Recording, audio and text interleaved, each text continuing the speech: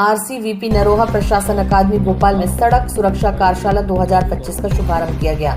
CM ने कार्यक्रम को संबोधित करते हुए कहा, मानव दुर्घटनाओं को रोकने, जनहानि कम करने, नवाचारों और तकनीकों के माध्यम से भविष्य की चुनौतियों के समाधान समेत अन्य महत्वपूर्ण लक्ष्यों की पूर्ति के लिए सड़क सुरक्षा कार्यशाला 2025 के आयोजन के लिए बहुत बधाई एवं शुभकामनाएं।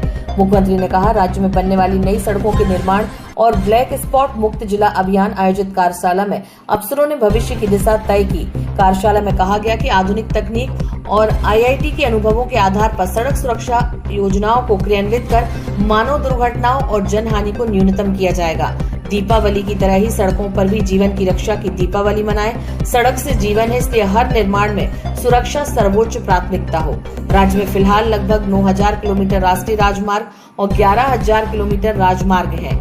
आने वाले समय में इन मार्गों पर सुरक्षा प्रबंधन, हेल्थ रिस्पांस और प्रशासनिक समन्वय को और मजबूत किया जाएगा। रेलवे विभाग द्वारा सड़कों पर जनहानि को रोकने के लिए नई तकनीक का उपयोग करते हुए राष्ट्रीय राजमार्ग हो, राज्य के राजमार्ग हो, सड़कों के अंदर होने वाली दुर्घटना को रोकते हुए सड़क की सुरक्षा के आधार पर आईआईटी मद्रास के साथ मध्य प्रदेश सरकार ने भी एमओयू किया, एनजीओ को भी जोड़ा और नई नवाचार के आधार पर सड़कों का निर्माण भी हो, लेकिन जनहानि कम से कम हो। बीते समय के आंकड़ों में हमारा जो अपना पुराना रिकॉर्ड है, उस रिकॉर्ड में कम से कम दुर्घटनाओं की संख्या कैसे कम हो, इस दिशा में बड़ा अच्छा दिन भर की कार्यशाला आयोजित की जा रही है। मैं माननीय मंत्री राकेश सिंह जी को बधाई देना चाहूँगा, उनके पूरे विभाग को, आईआईटी मद्रास को भी, जिन्होंने हमारे साथ जुड़ करके इस पर काम करना शुरू किया। हमारा लोक निर्माण विभाग बहुत सारे नवाचार अलग अलग क्षेत्रों में कर रहा है।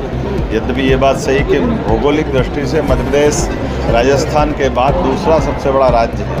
ऐसे में हमारे राज्य की सीमाएं बहुत बड़ी है, लेकिन देश में मध्यम होने के कारण से किसी को भी किसी राज्य में आना जाना है तो उसको मध्य प्रदेश से गुजरना रहता है। ऐसे में ये अच्छे महत्व का विषय है। मेरी अपनी ओर से आपको बधाई दे रहा हूँ। लेकिन इसके दूसरे सेक्टर बाकी भी चीज़ें हैं, जैसे ट्रॉमा सेंटर, हेल्थ की दृष्टि से हॉस्पिटल, वैसे जानकारी के लिए एयर एम्बुलेंस भी हमारे अपने राज्य में देश के अंदर ये सबसे पहला नवाचार है। दुर्घटना में सही समय पर सबसे पहले व्यक्ति को हॉस्पिटल पहुंचा दें, तो हमने न केवल एयर एम्बुलेंस बल्कि राहगीर योजना भी लागू की है, जिसमें जो घटना के आधार पर व्यक्ति को, घायल को पहुंचाएंगे तो 25,000 रुपया, पहुंचाने वालों को भी 1 घंटे के अंदर जान बचाने पे देने की योजना है।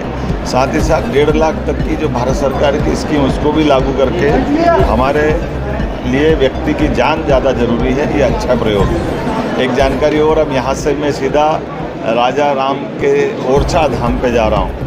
पर्यटन विकास निगम और अन्य विभागों ने मिलकर के हमारा भगवान श्री राम का राजा स्वरूप वाला ये जो देवस्थान है, ये वाकई अद्भुत है। दीपावली के पूर्व हम राजा राम लोक की लोकार्पण के अवसर पर धार्मिक पर्यटन के साथ आस्था के इस प्रतीक को और 4 चांद लगाने के योजना पे काम कर रहे हैं।